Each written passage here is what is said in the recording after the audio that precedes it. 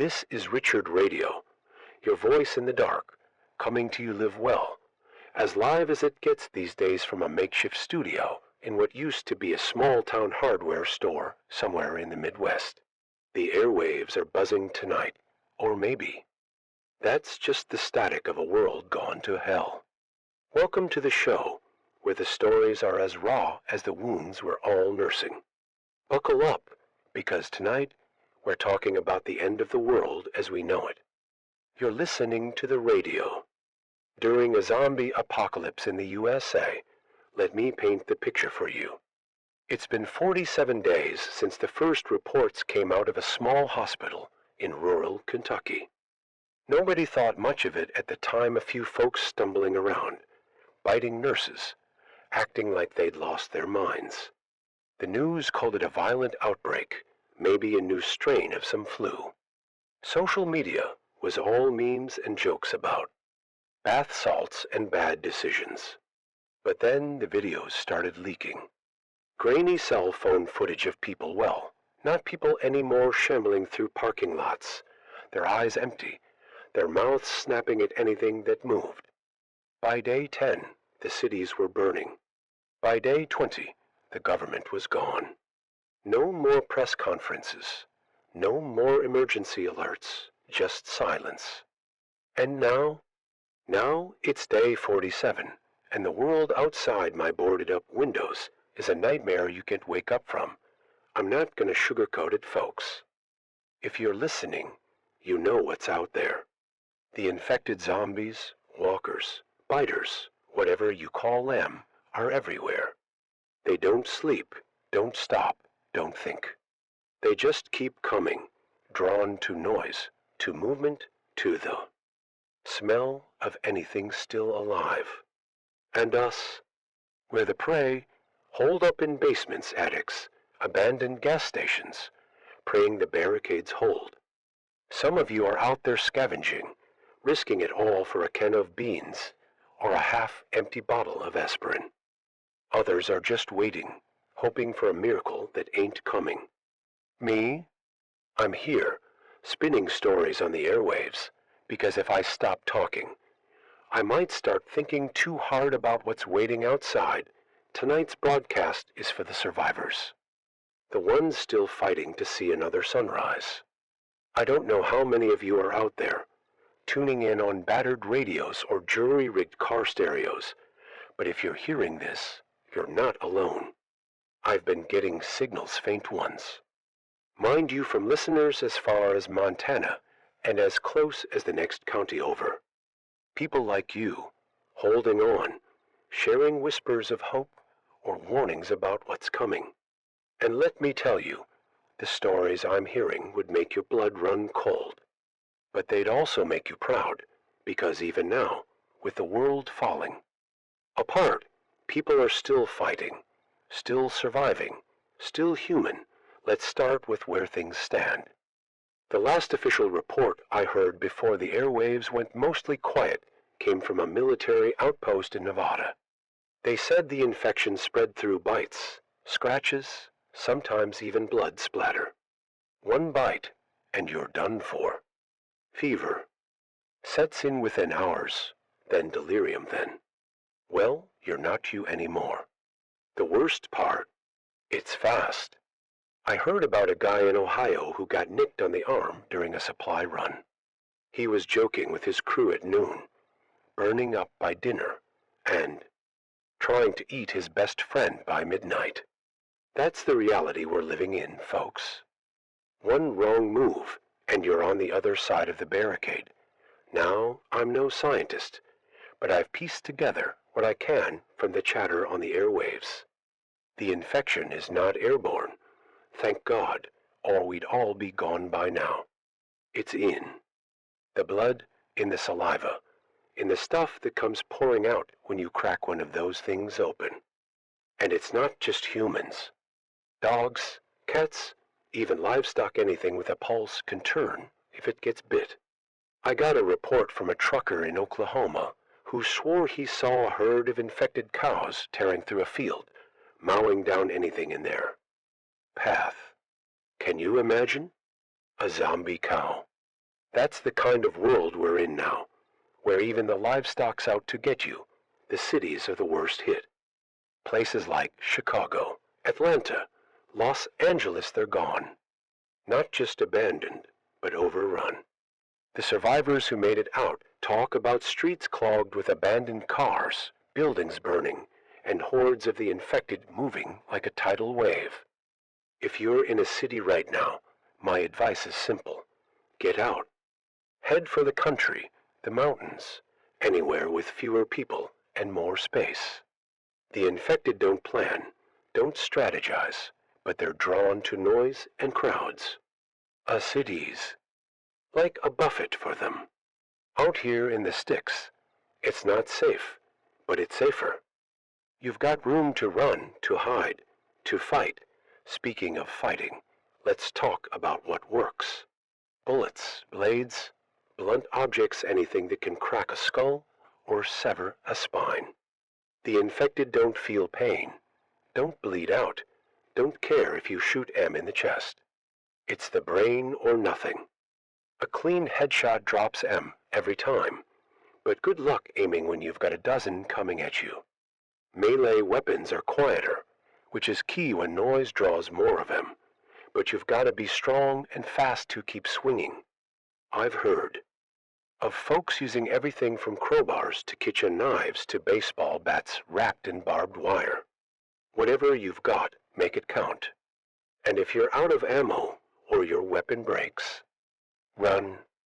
Run like hell, but fighting's only half the battle. Staying alive means staying smart. Food, water, shelter, those are your lifelines. The supermarkets were looted weeks ago, so you're scavenging houses, gas stations, maybe even schools or churches. Canned goods are gold, but don't sleep. On dry stuff like rice or pasta, if you've got a way to cook. Water's trickier. Rivers and lakes might be contaminated, not just with the infection, but with who knows what from all the chaos. If you've got a filter or some bleach, use it. And shelter? You need something solid: brick walls, steel doors, no big windows. A farmhouse might work, or a warehouse, but whatever you choose, fortify it. Board up the entrances, block the stairs, and always have an escape route. Now, let's talk about the infected themselves. They're not like the zombies in old movies, all slow and clumsy. These things move fast when they're fresh, especially the ones that turned recently. After a few weeks, they start to slow down, maybe because their bodies are breaking down. But don't count on it. They're strong, too stronger than they were in life, like the infection pumping them full of something unnatural. And they don't stop. You can't reason with them, can't scare them off. Fire might slow M down, but it won't kill M unless it burns the brain. Same with traps or barricades, they'll keep pounding until they break through, or you take M out. The scariest part? They're not just mindless. I know that sounds crazy, but I've heard stories, credible ones from survivors, who swear the infected are starting to act weird. Not smart exactly, but coordinated. Like they're hunting in packs, waiting in ambush, or even avoiding traps they shouldn't know about. A farmer in Nebraska said he saw a group of them ignore a noisy distraction he set up, like they knew it was a trick. Maybe it's just instinct, or maybe the infection's evolving.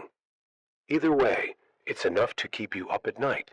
Assuming you're sleeping at all, let's shift gears for a second, because this isn't just about surviving, it's about holding on to what makes us human.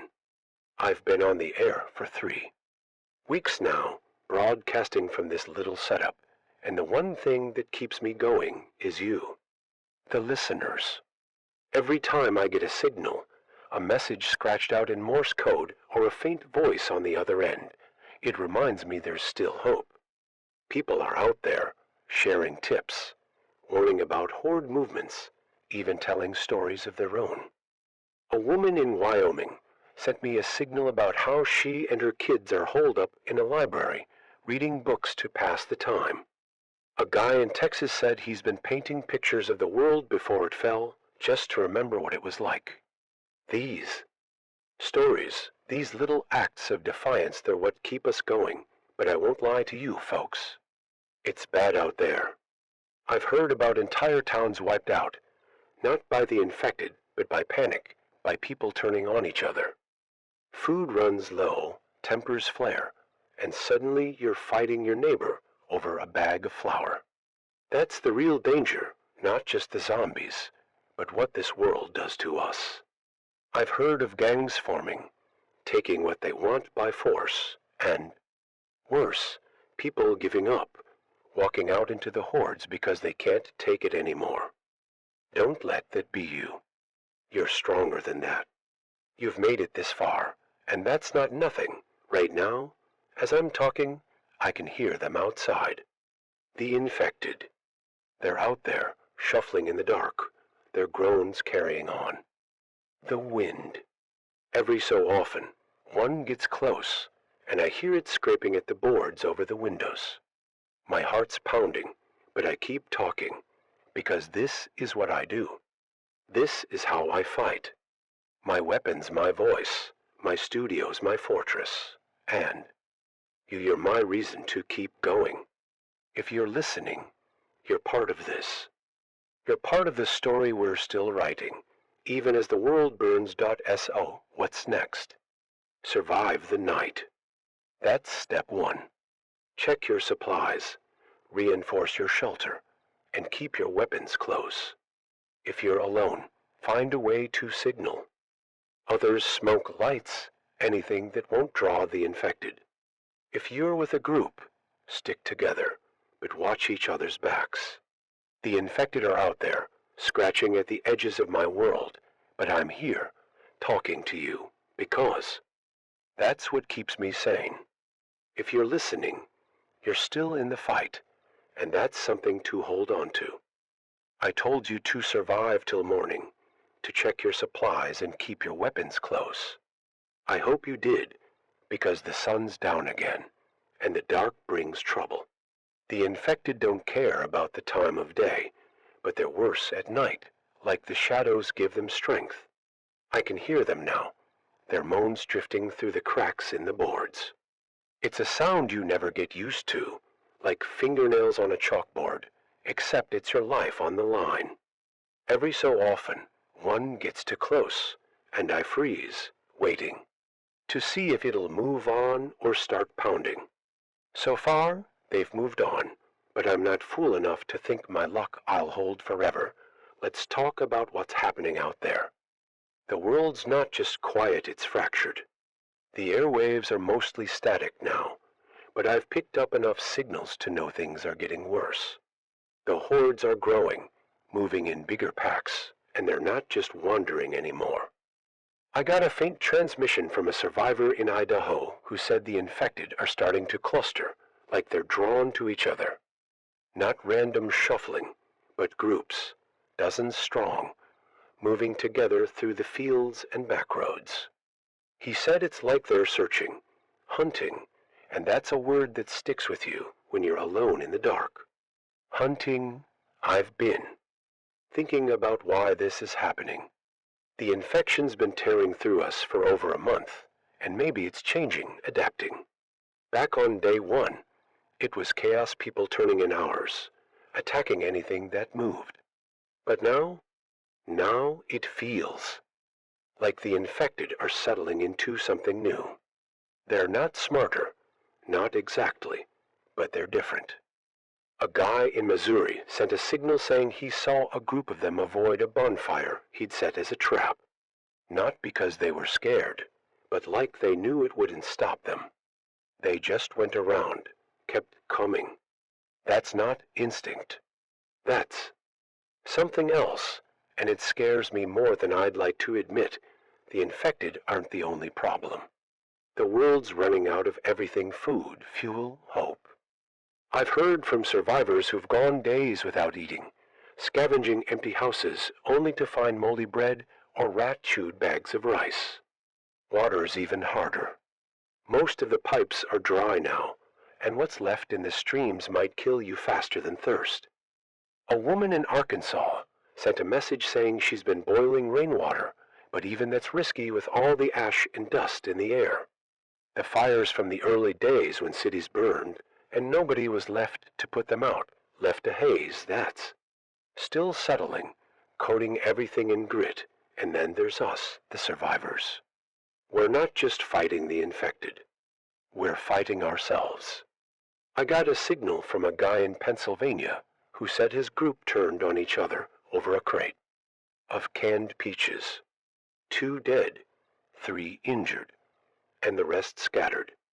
That's what happens when you're hungry, scared, and staring down a future that looks like nothing but teeth and blood. People break. They steal, they betray, they give up. I heard about a town in Oregon where half the survivors walked out. Into a horde, not because they were trapped, but because they couldn't see a point in going on. That's the kind of despair we're up against, folks, and it's as deadly as any bite, but let's not dwell on the dark. There's still fight. And us, still stories worth telling. I've been getting signals from all over, little sparks of defiance in the night. A mechanic in South Dakota rigged a truck with steel plates and a plow, using it to clear paths through hordes so his group could scavenge. A teacher in New Mexico holed up in a school, keeping a dozen kids alive by turning the gym into a fortress. She's teaching them math between guard shifts because she believes there'll be a world worth learning for again. These are the people who keep me going, who remind me why I'm still here, talking into this microphone when I could be curled up in a corner, waiting for the end. Let's talk about survival, because that's what's on my mind tonight. You've got your basics: food, water, shelter, but it's the details that'll save you. Take noise, for example. The infected love it. A slammed door, a dropped pan, even a loud cough can bring them running. I've learned to move like a ghost, wrapping my boots in cloth to muffle my steps, tying down anything that might clank. If you're scavenging, stick to quiet tools: a crowbar over a hammer, a knife over a gun. Guns are loud, and loud means dead. A single shot can bring every biter in a mile radius down on you, and no amount of ammo's worth that risk.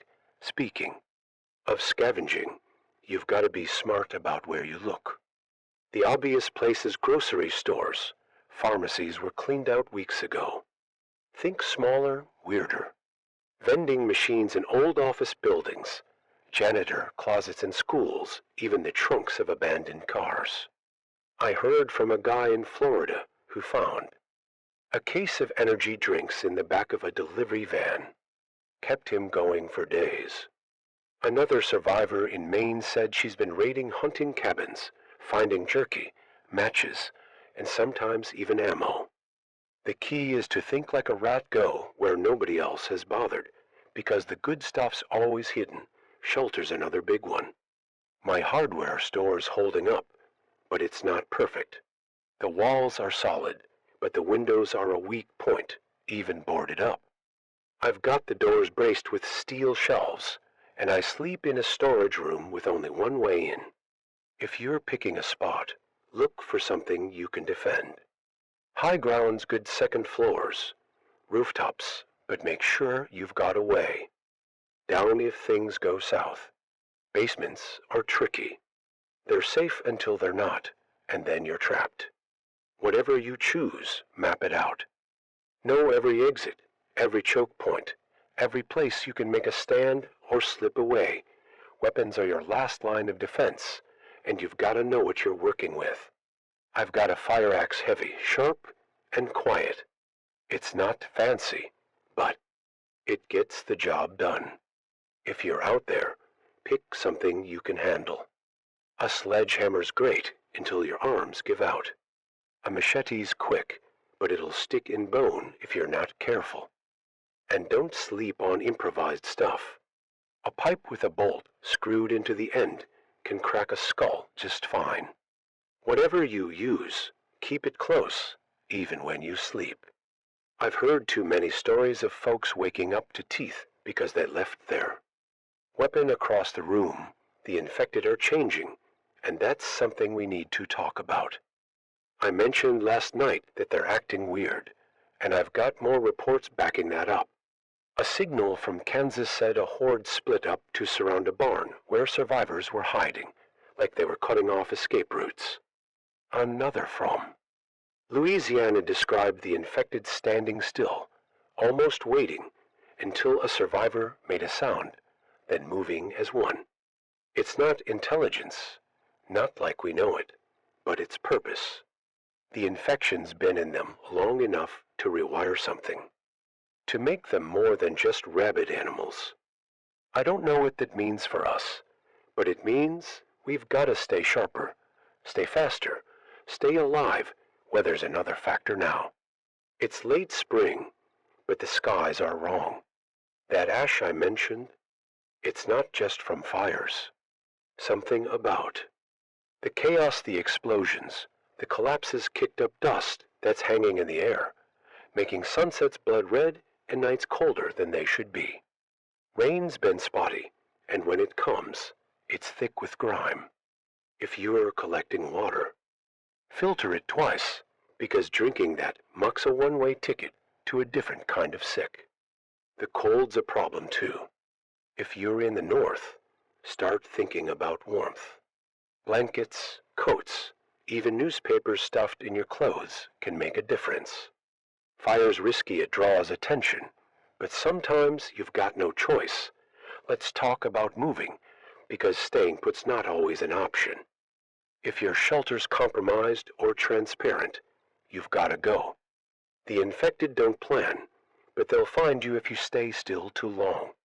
Travel light food, water, a weapon, and maybe a map. Stick to back roads, avoid towns, and move. At dawn or dusk when the infected are slower. If you're with others, keep your group small. Too many people means too much noise, too much food needed. I heard from a survivor in Colorado who's been moving on foot, sticking to the mountains, living off fish and berries. It's hard, but it's working. If you're driving, gas is scarce, and roads are often blocked. A bike's quieter, but you're exposed. Pick your poison. Trust is a luxury now, but you can't survive alone forever. I've heard of groups forming small, tight-knit, built on necessity. A signal from Arizona talked about a camp in the desert, maybe 20 people, sharing food and watch shifts. They're not friends, not really, but they're alive because they work together. If you find people, watch them. Good folks are out there, but so are the desperate, the ones who will slit your throat for a protein bar. Test them, start small, and never let your guard down. Every signal I get a Morse code blip. A staticky voice tells me you're still out there, still fighting. A kid in Iowa sent a message saying he's been drawing comics about surviving, giving them to his little sister to keep her calm. A nurse in Virginia's holed up in a clinic, treating wounds with what's left of her supplies. These stories are our lifeline, proof we're not just surviving, but living, even if it's just for one more day. The infected are closer tonight. I can hear them, their feet dragging on the pavement, their hands scraping the walls. My axe is by my side, my doors are braced, but my heart's racing. I'm talking to you because it keeps me focused, keeps me from falling apart. The infected are louder tonight, more restless, like they can sense something's coming.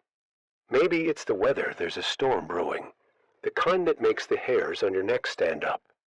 Or maybe it's just this world, this broken place, getting ready to throw another punch. Either way, I'm here, broadcasting to you, the survivors, because we're still in this. And we're not done yet. The airwaves are quieter than they were a week ago. Where I used to pick up a dozen signals a night, faint voices, Morse code, even the occasional burst of music, now it's down to a trickle.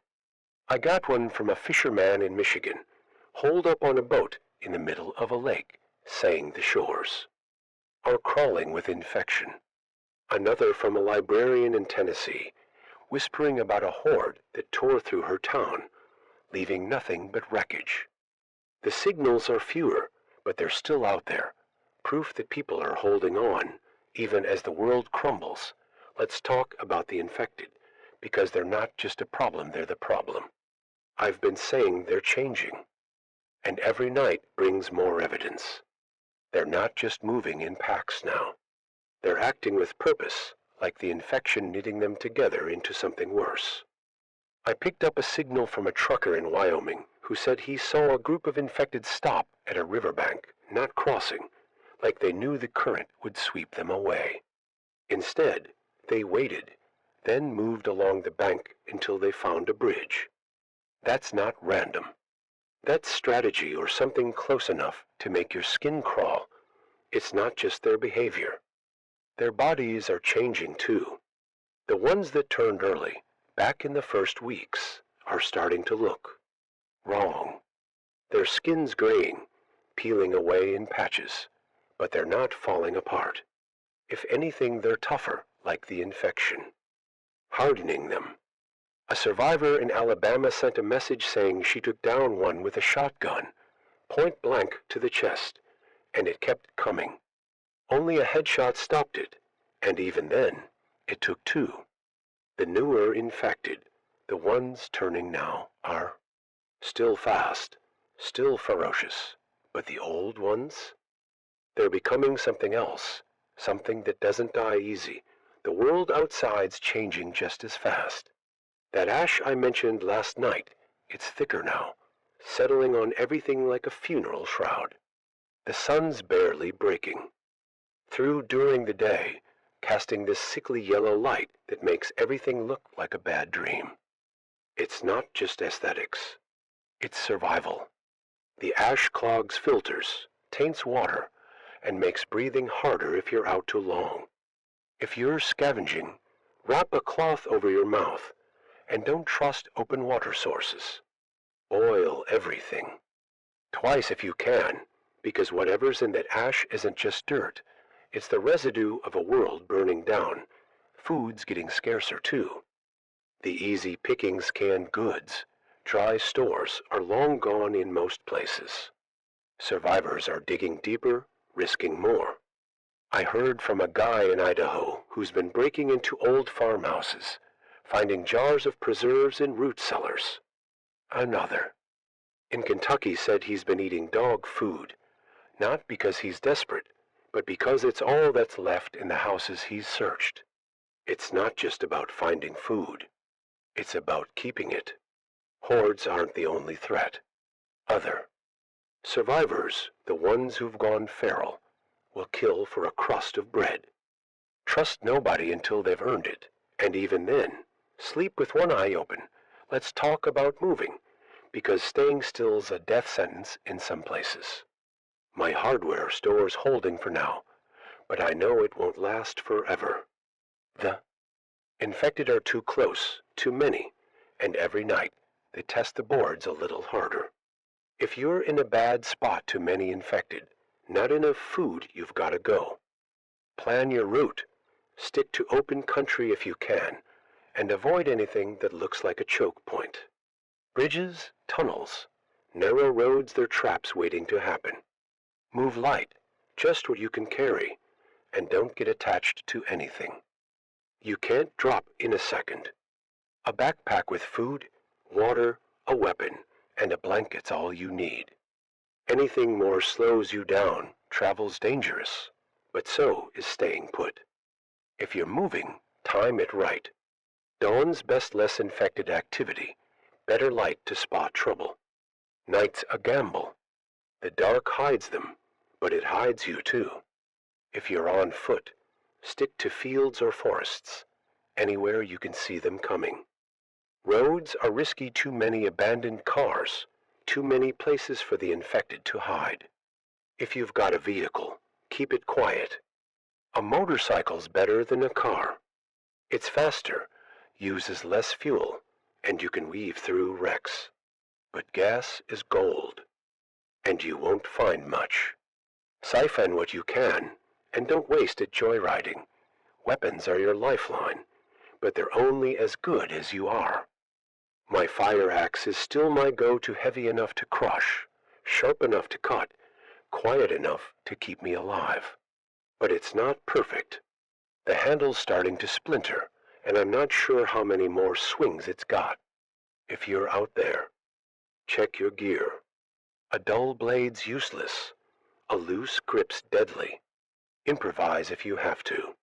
A tire iron, a shovel, even a sharpened stick can work in a pinch. The key is reach, keep them at a distance, because one grab's all it takes.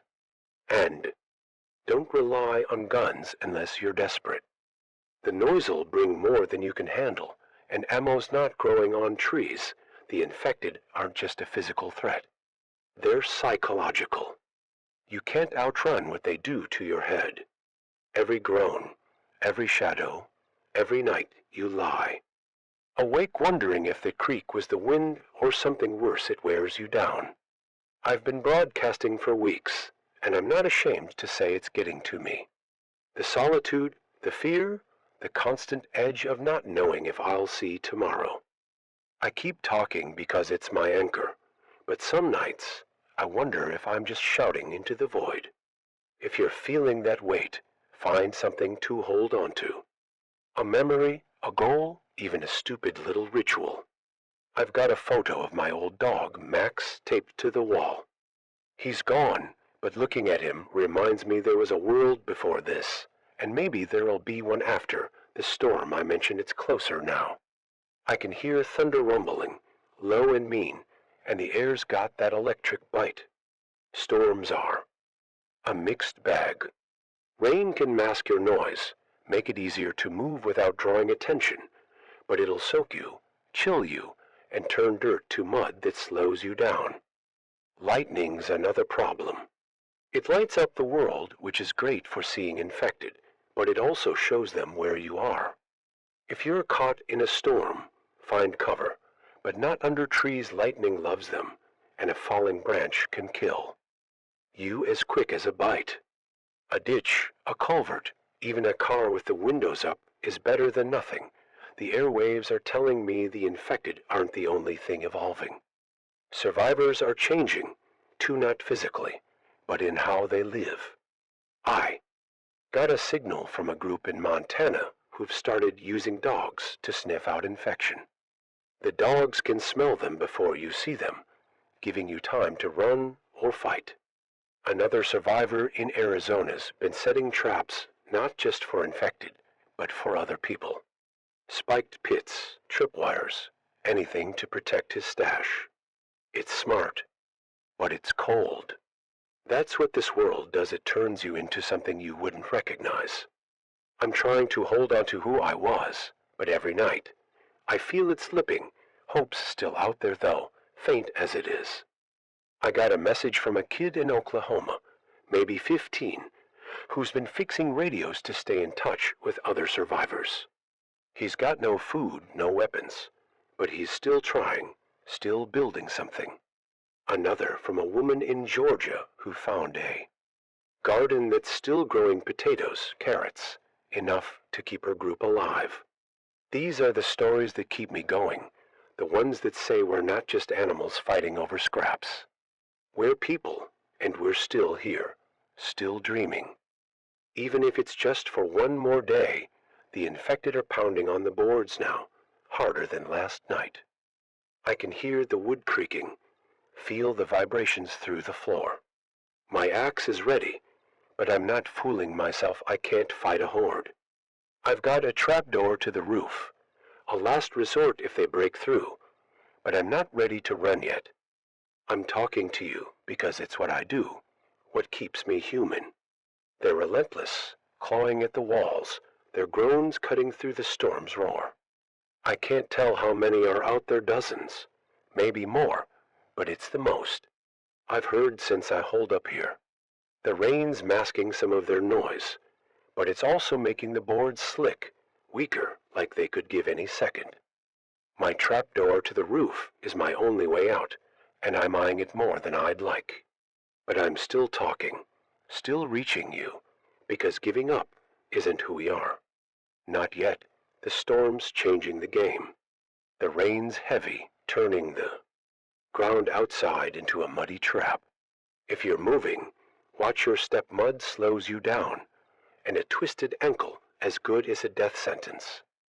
The water's coming down dirty, thick with that ash I've been talking about, so don't even think about drinking it straight.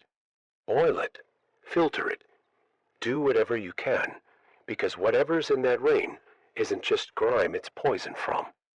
A world that's rotting. The lightning's a double-edged sword.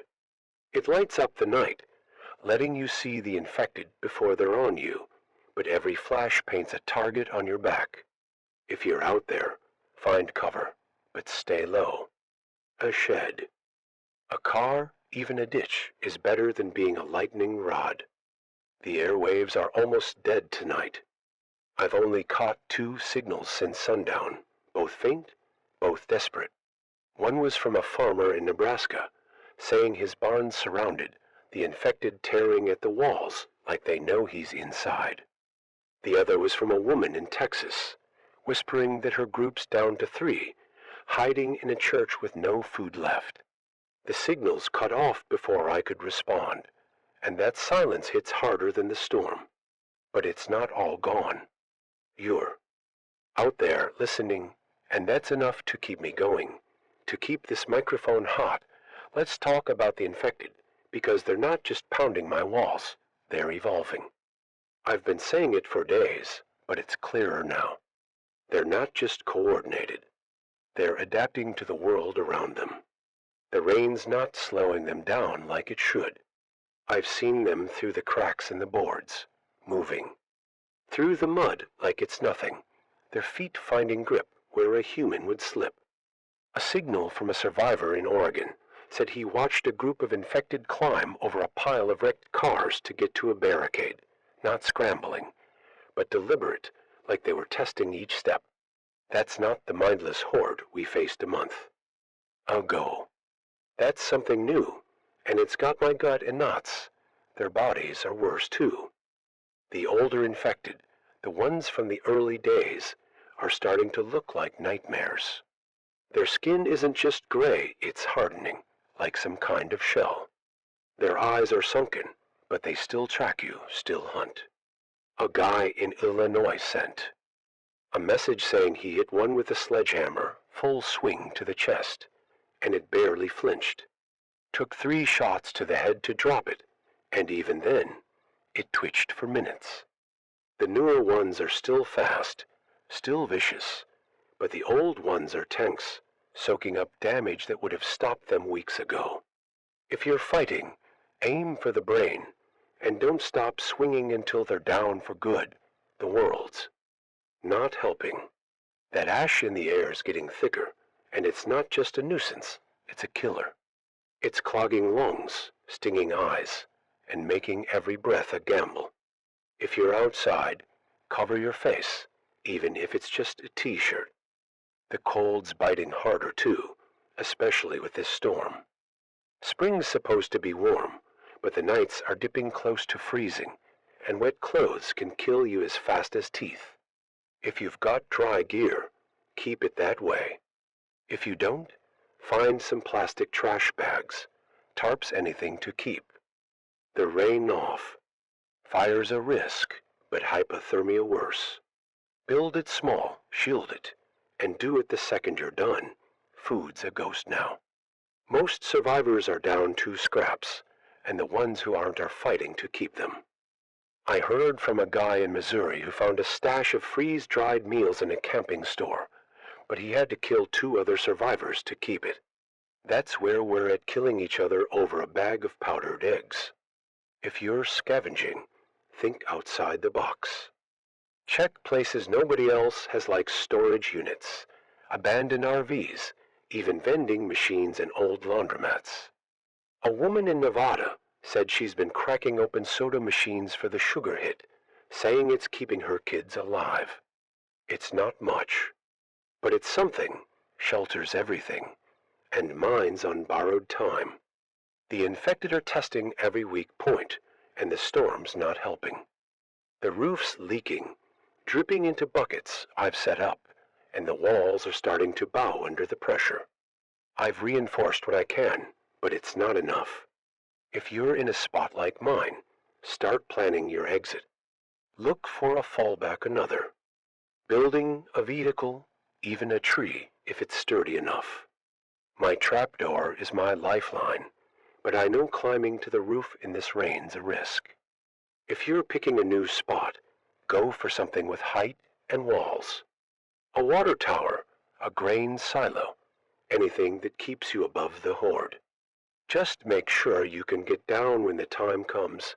Weapons are your edge, but they're only as good as your strength. My axe is still holding, but the handle's splintering worse than last night. I've got a crowbar as backup, but it's shorter, riskier. If you're out there, maintain your gear. Sharpen blades, tighten grips, check for cracks. If you're improvising, get creative. A metal chair leg, a broken bottle taped to a stick, anything that keeps them at arm's length. Guns are a last resort. I've got a pistol, 6 rounds left, and I'm saving them for when there's no other way. If you're using firearms, aim true, because every shot's a beacon to the horde. The mental toll's as bad as the physical.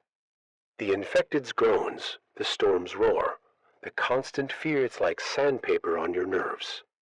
I'm sleeping in snatches, maybe an hour at a time, and even then, it's not rest. Dreams are just the day's horrors on repeat. If you're struggling, find a focus. For me, it's this broadcast, this microphone. I've got that photo of my dog, Max, staring at me, and it's enough to keep me from breaking. If you've got nothing else, talk to yourself, sing, count the cracks in the wall, anything to remind you you're still here, still human.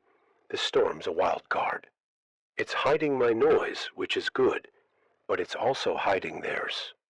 I can't tell if the horde's growing or if it's just the wind playing tricks.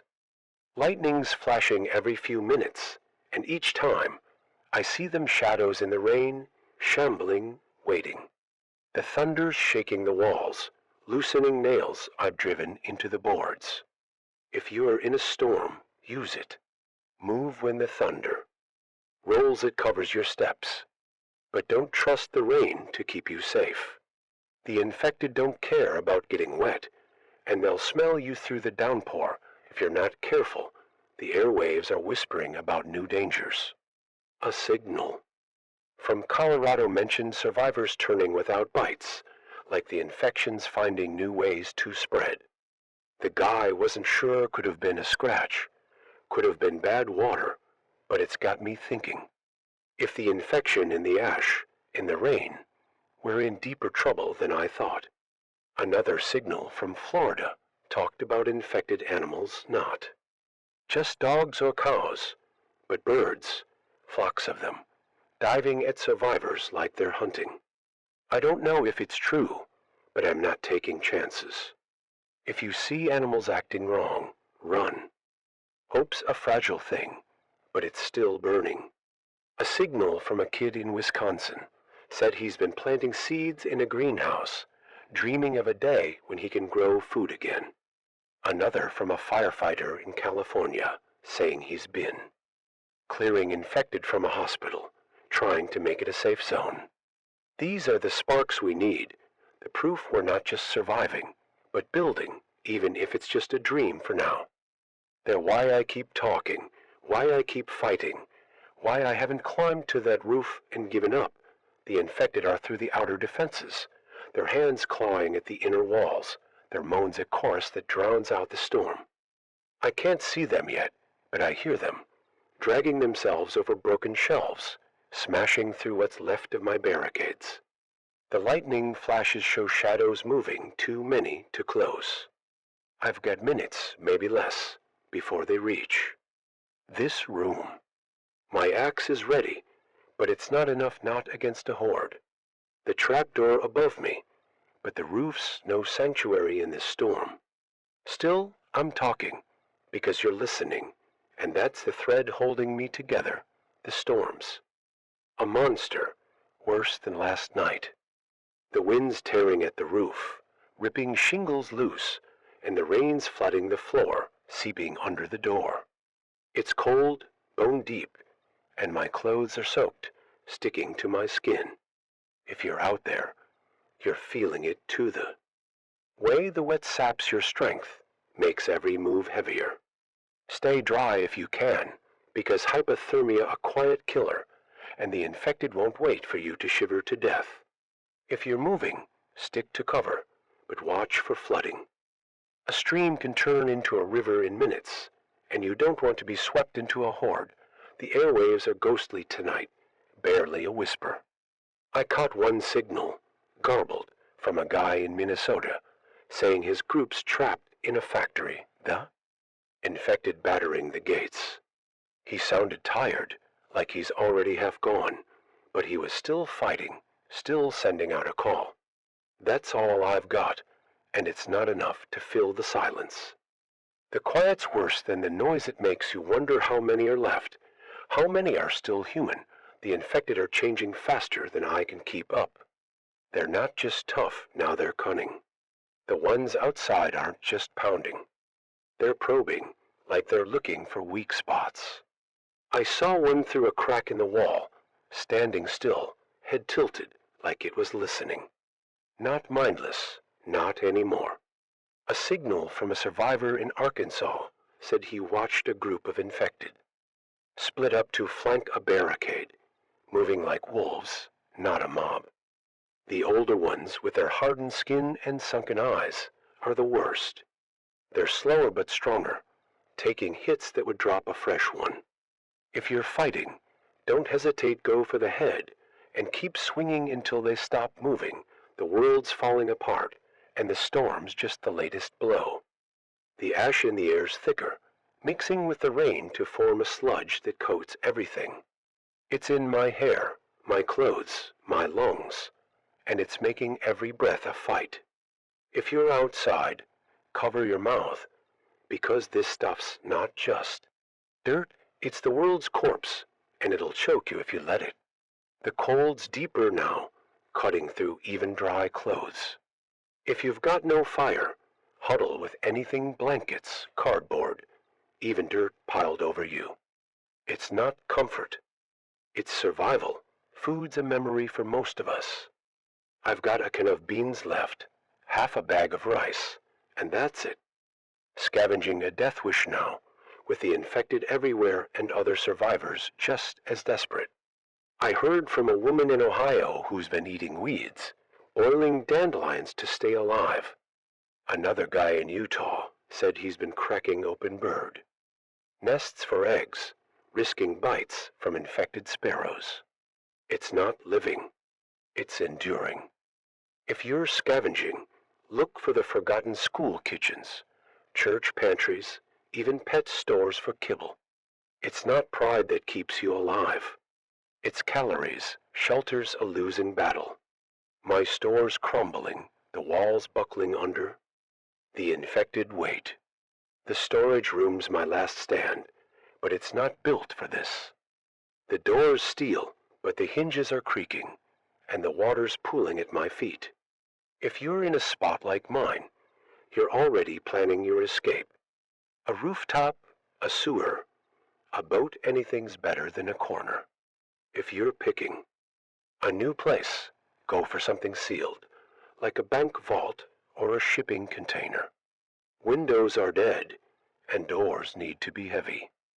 Map your exits, because when it falls fast. Weapons are all that stand between you and them. My axe is battered, the blade chipped, but it's still my best shot. The crowbar's too short for a real fight, and my pistol's down too. 5 rounds. If you're out there, check your gear every chance you get. A loose bolt, a dull edge, a cracked handle, any of them can end you. Improvise if you're out of options. A brick, a broken pipe, even a shard of glass wrapped in cloth can buy you time.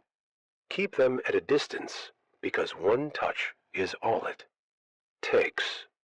If you're using a gun, make every shot count, and be ready to run the second you fire.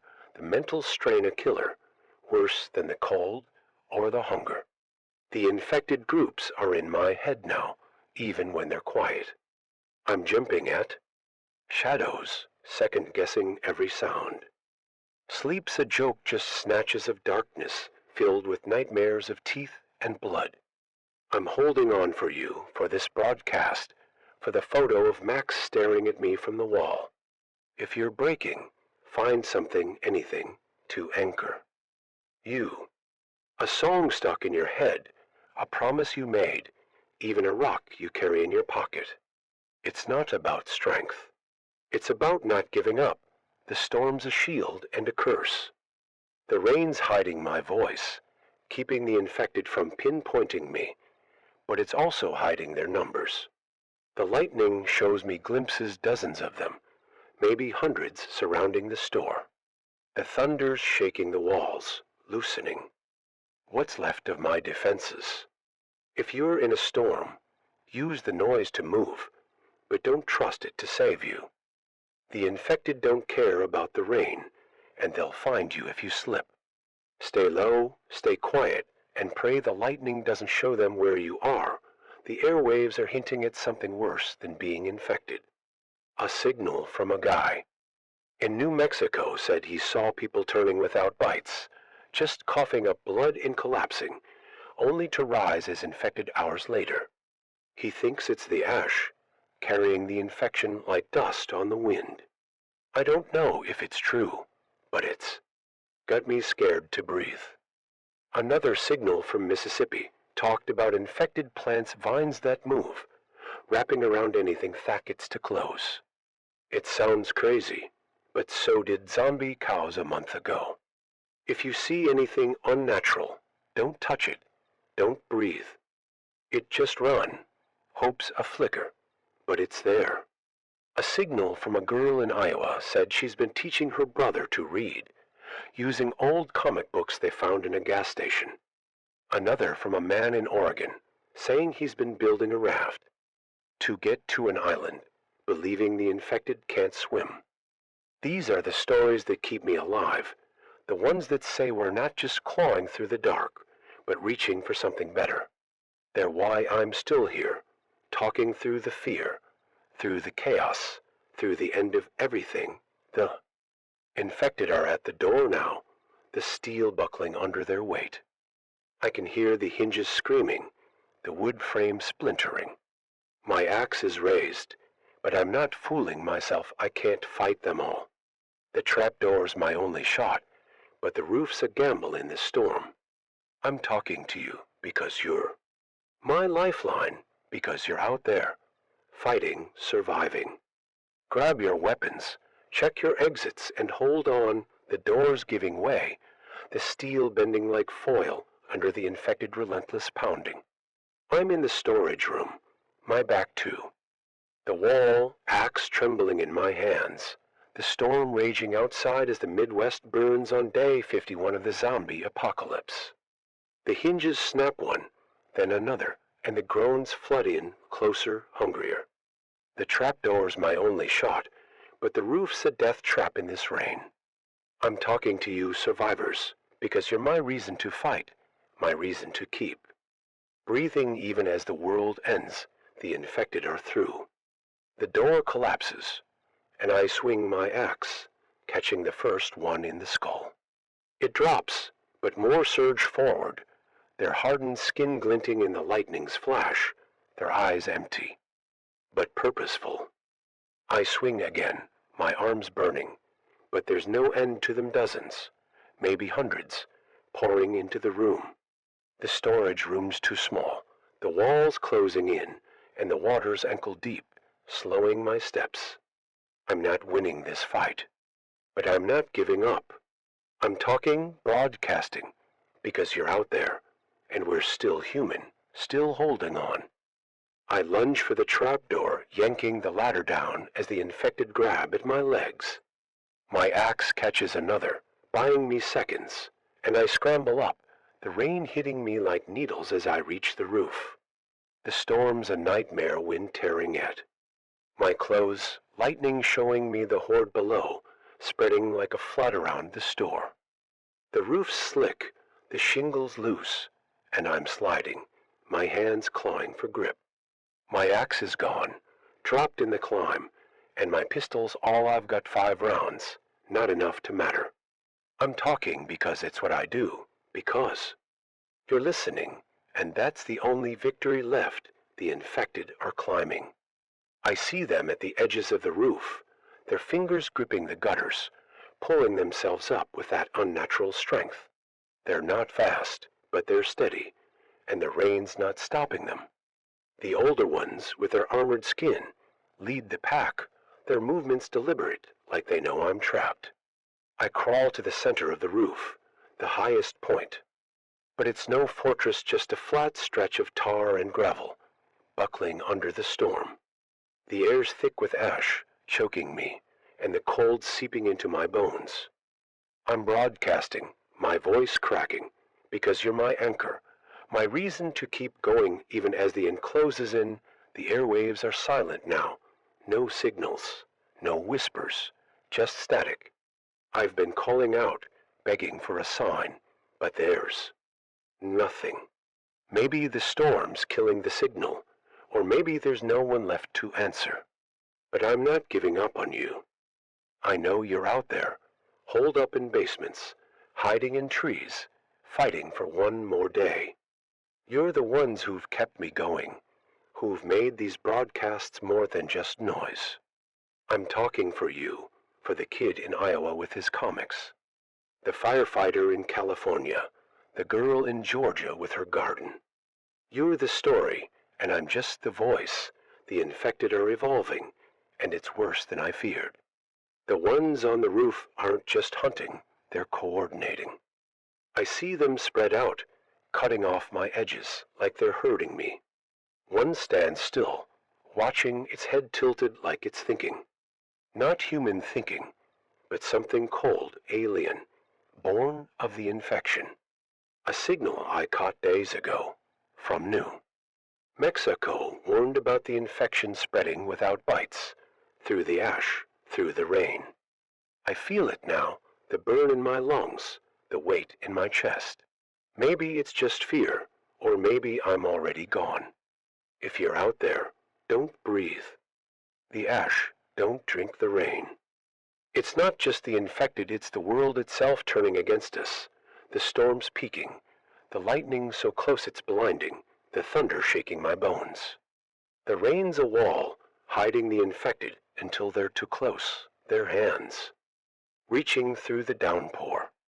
I fire my pistol once, twice, 3 times dropping 3, but it's nothing against the tide. 2 rounds left, and I'm saving them, not for them, but for me. The roof's collapsing under their weight, the beams groaning, and I'm slipping, my boots useless on the wet gravel. I'm talking because it's my fight, my defiance, my proof that I'm still here, still human even as the end comes, the world's unrecognizable. The ash has buried the fields, turned the rivers to sludge. The cold's killing as many as the infected, freezing survivors in their sleep. Food's a myth, those who have it guard it with their lives, and those who don't are ghosts, wandering until they fall. I've got nothing left, just the clothes on my back and this microphone, my lifeline to you. If you're scavenging, look for the impossible crawl spaces, locked safes, places too small for looters. A guy in Montana said he found a jar of honey in a wall, hidden behind a painting. It's not much, but it's life, shelters are lost. Cause up here. The roof's my last stand, but it's no refuge. The infected are everywhere, climbing, crawling, their numbers endless. If you're in a spot, hold it as long as you can, but know when to run. A attic, a bunker, a boat, anything's better than open ground. My mistake was staying too long, thinking the store could hold. If you're picking a place, choose something mobile, something you can abandon. A van, a cart, even a sled if you're in the snow. Keep moving, because standing still is death. Weapons are all I had, and now they're gone. My axe is below, my pistol's nearly empty, and my hands are shaking too hard to swing. If you're armed, cherish it. A knife, a stick, a rock, anything's better than nothing. Keep it sharp, keep it close, and don't let it go. I've heard of survivors using slingshots, firing bolts from scavenged metal. It's not much, but it's distance, and distance is life. If you're out of ammo, out of blades, use the world drop bricks, roll logs, anything to slow them down. Fight dirty, because they don't fight fair, the mental weight's crushing me. The infected's groans, the storm's roar, the silence of the airwaves, it's too much. I'm seeing things now, shadows that aren't there, Max's face in the rain. I'm talking to keep sane, to keep from curling up and letting them take me. If you're breaking, hold on to something small. A name, a memory, a reason. I've got you, the listeners, the ones I'll never meet but feel in my bones. You're why I'm still here, still broadcasting, still fighting even as the roof gives way. The infected are on me now, their hands closing in, their teeth snapping through the rain. I fire my last 2 shots, dropping 2, but it's nothing. They're too many, too strong, and I'm too tired. The roof's collapsing, the beams snapping, and I'm falling, sliding toward the edge. I'm talking because it's my last act, my final stand. You're out there surviving, and that's enough. Keep fighting, keep living, keep the story going. This is Richard Radio, signing off for good. Stay human, stay alive, and never stop. Static silenceth the airwaves go quiet, but the story doesn't end. You're out there in the dark, carrying the spark Richard Radio lit. The infected rule the world now, their numbers swelling, their forms twisting into something beyond human. The ash chokes the skies, the rivers run black, and the cold claims those who don't fall to teeth. But you're still here, scavenging, fighting, dreaming. Of a day when the sun breaks through. You've learned from Richard's voice, from his nights of defiance. You move at dawn, silent as a shadow, your knife sharpened on stone. You scavenge the forgotten attics, storm drains, the glove boxes of rusted cars, finding crumbs to keep you going. Your shelter's a moving thing, a bike or a raft, never. Still for long. You fight with what you have, a crowbar, a brick, your own fists, because giving up isn't in you. The infected hunt in packs, smarter every day, but you're smarter, slipping through their traps, using the storms to hide your steps. The world's not gone, not completely. There are others like you, sending signals in the night flashes. Of light, scratches of code, whispers of hope. A group in Idaho's building a wall, a safe zone carved from the chaos. A woman in Florida's growing mushrooms in a cave, feeding her people. A boy in Maine's rigging radios, linking survivors. Across the miles. They're the legacy of Richard Radio, the proof that humanity's not done. Not yet.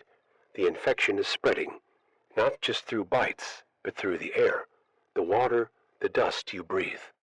You cover your face, boil your water, and pray it's enough. The infected animals, birds, dogs, even fish hunt alongside their human kin, a new kind of predator. But you're a predator too, cunning and fierce, refusing to be prey. You've seen the vines that move, the trees that bleed, and you steer clear, knowing the world itself is infected. Hope's not a word you say lightly, but it's there, in the seeds you plant, the stories you tell, the hands you hold in the dark.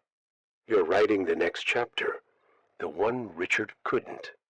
You're the survivors, the dreamers, the ones who'll see the dawn, even if it's years away. The infected may own the night, but you own the future, and you'll fight for it, one breath, one step, one life at a time.